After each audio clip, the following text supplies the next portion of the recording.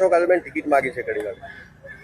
Ticket માંગી છે અને છેલ્લા 15-20 વર્ષથી પાર્ટી સાથે જોડાયેલી છું. બધા કામોમાં મારી હાજરી છે. તો ખરેખર હવે હું વિચારું છું કે જો કદાચ ટિકિટ મળી જાય તો આનાથી પણ વધારે કામ કરવાની મને મારું બળ જાગશે અને મજા આવશે ને પાર્ટી સાથે બહુ મજા આવે છે. એટલે પાર્ટીનું કામ કરવાની એક જે કહેવાય ને શક્તિ એ મારી વધી જશે. લોકગાયકમાંથી કહી શકાય, સિંગરમાંથી રાજકારણમાં આવવાનો વિચાર કેવી રીતે? હવે આટલા 15-20 વર્ષથી જોડાયેલી છું એટલે જાગ્યું છે કે ના, કામ કરવાની વધારે મજા આવે છે બીજેપી સરકાર સાથે.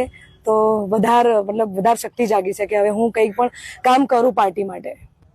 કડી માટે એવું શું વિચાર્યું છે કે જેને લઈને તમને ટિકિટ મળે અને ટિકિટ મળે તો કામ કરો?